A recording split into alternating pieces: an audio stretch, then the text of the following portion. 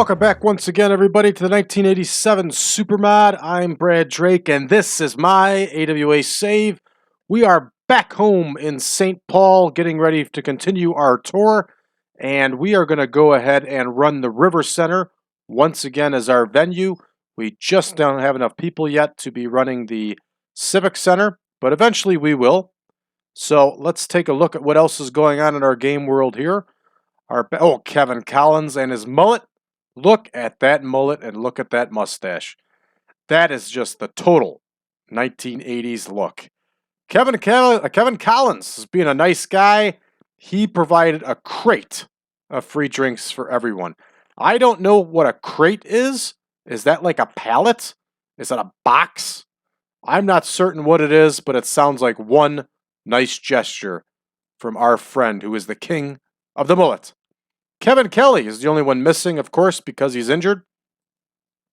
Let's get a rundown of our card. In our opener, Penny Mitchell is going to face Vivian Vachon. Konitschke and Rich are going to battle the Texas Hangmen. Ali Khan is going to face Russ Francis. Dukes and Jammer are going to meet the Midnight Express. Newcomer, but also an old name in the AWA, former World Light Heavyweight Champion Steve Regal is going to battle Nelson Royal for the World Light Heavyweight title. Colonel De Beers is going to meet Jimmy Snuka. Saito and Zabisco will battle Bockwinkel and Stevens. And in our main event is going to be the Iron Sheik versus Sergeant Slaughter. And we're going to make this a special one, and we're going to put them in a cage. All right, everybody, you know what time it is. I know what time it is. Let's get to booking. All right, Mitchell and Vachon in our opener.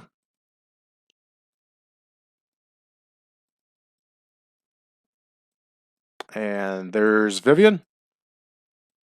So let's see who got the win last time. Oh, Vivian Vachon gets the win every time here because she won't lose to Penny Mitchell, if I remember correctly. But let's see if that's still the case here. So how does she still have cold momentum if she just won like 8 straight matches? Okay, so she didn't complain. Vivian Vachon didn't complain this time. Penny Mitchell is going to get the win. And next, we got Konitschke and Rich versus the Texas Hangmen, 12-minute bout.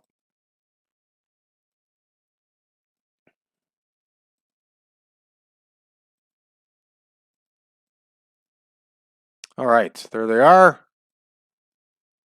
And there's the Texas Hangman. Let's take a look and see who won the last one here. Okay. Looks like Konitschke and Rich got the win the last time. So, Psycho is going to get the win this time. And that's 2 heel wins in a row, but not the end of the world, of course. Ali Khan versus Russ Francis. Another 12-minute bout. Our Afghan communist here, Ali Khan. And big Russ Francis, second-generation superstar from Hawaii, former NFL player. So Ali Khan got the win the last time. Big Russ Francis gets the win this time. And Ali Khan is going to do what Ali Khan does best, and that's take the fall. All right, Dukes and Jammer here. So we still got 12 minutes. This one's up to 14. Dukes and Jammer now are going to face the Midnight Express.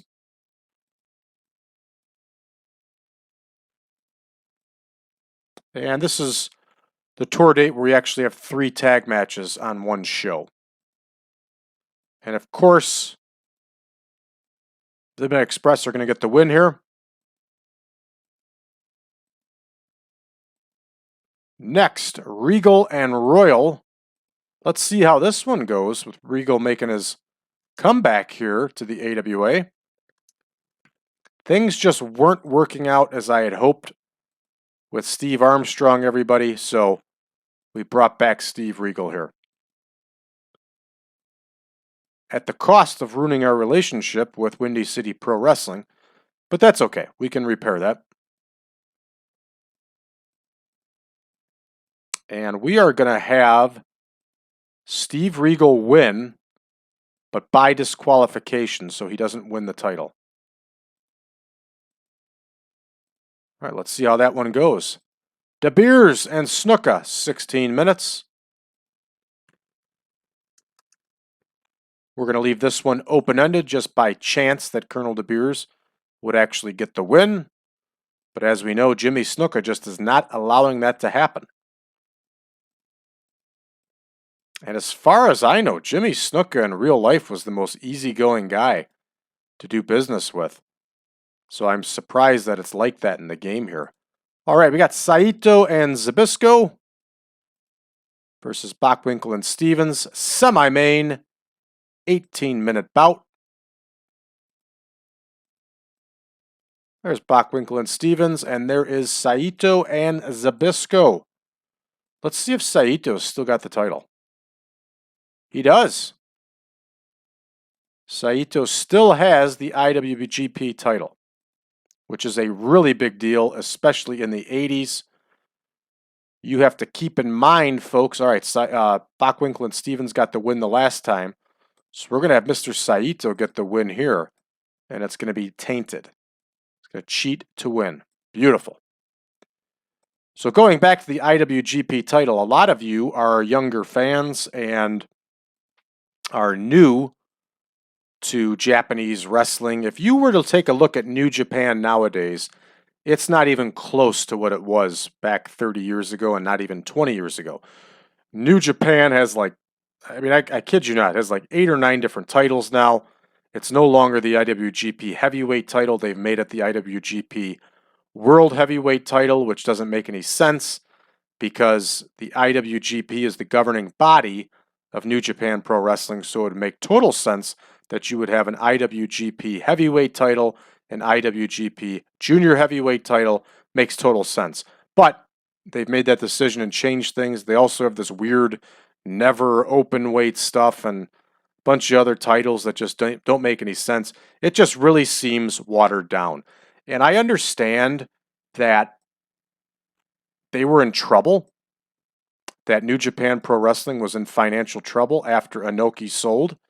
I get it, you know, and they actually had that resurgence there in the early to mid 2000s, which was pretty cool. But now I think it's just on the point of ridiculous in everything that they've done. Just my opinion, of course. I just think it's, you know, too many titles just water down the purpose of titles. So, to each their own, I guess, but it's just not for me, and I'm not a fan of it.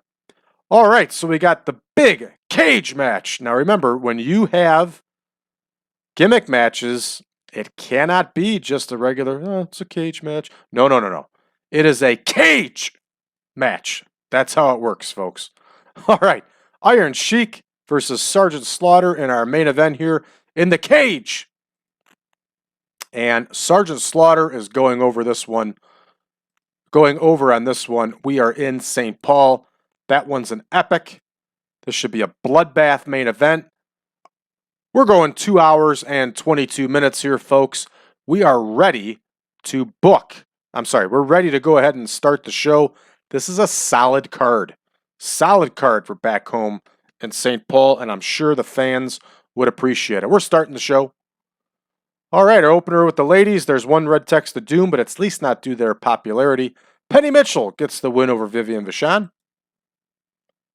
The Texas Hangmen get the win over Konechki and Rich, and if you noticed, there is no longer any red text of doom here.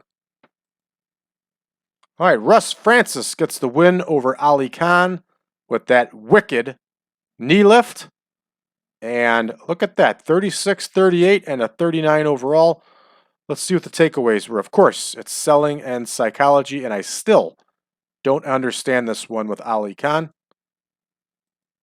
Moving right along here, the Midnight Express get the win over rookies Dukes and Jammer. Nobody should expect anything less. Dukes and Jammer will probably never get a win when they're meeting up against the Midnight Express. Moving right along here, there we go. Here's what we've been looking for, everybody. Steve Regal versus Nelson Royal. 71. Excellent. Exactly what we were looking for.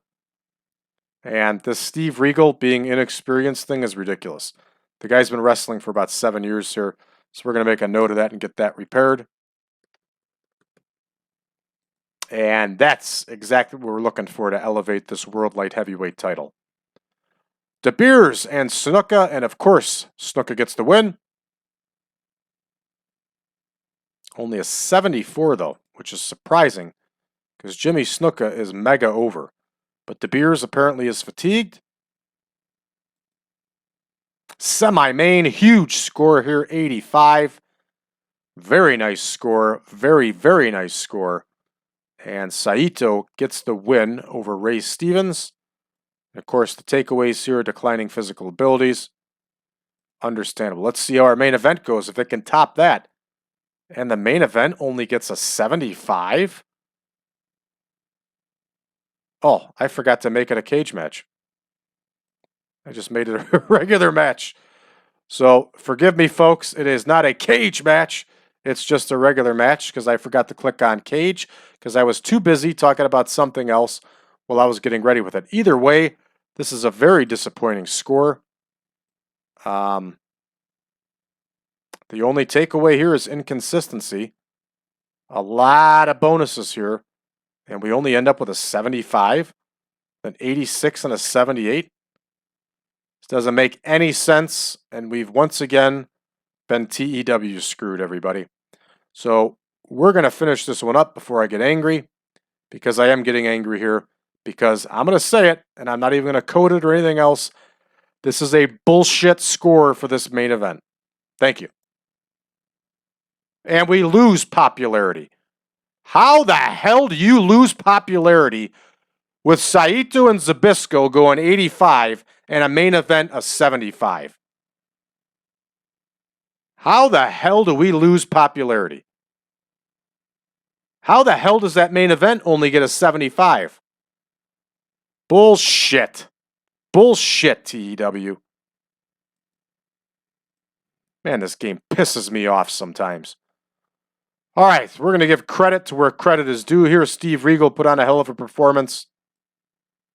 Larry Zbyszko put on a hell of a performance. And so did Sergeant Slaughter. Despite the royal screwing we just got in the main event. Bullshit. Get a 75 overall. All right, Regal's a good example. Zbyszko's great performance. Bockwinkel, great performance. Going to make our speech. Regal's happy. Zbyszko's happy. Slaughter's happy. I'm not happy. Crock a shit score for that main event. Bullshit, TEW. I don't understand why this game keeps sticking it to us, but they do. They screw us on television every time, and now they're screwing us here. Not happy at all. We're heading to Minneapolis tomorrow with Scott Hall and Curt Hennig in the main event. Maybe that one will get us 74. Unreal. Absolutely unreal. All right, let's take a look here. All-Star Wrestling did well. The Iron Sheik is praising Nick Konieczny. That's a surprise and a half. And let's see who wants more money. Oh, Manny Fernandez is going to sign with us, which is good. We're going to sign Manny Fernandez, and Larry Hennig wants more money. So we'll give him more money. All right, we got to check Fernandez here. I got to change his picture. And Axe Hennig, we got to make an adjustment there. I don't understand this. I don't. That main event is really bothering me here. Iron Sheik's got a 75 popularity in the Midwest. A 75. Sergeant Slaughter has got a 78 popularity in the Midwest. This does not make an ounce of sense. Not 1 ounce of sense about how they could have scored that low, especially with the scores that they got for the wrestling ability. So, not pleased at all, folks. It's Christmas time. Ricky the Dragon Steamboat's wishing us a Merry Christmas. Very nice of him. Thanks, Dragon. All right. Look at that score for World Class, 76. Unreal. I'm really pissed off over that main event.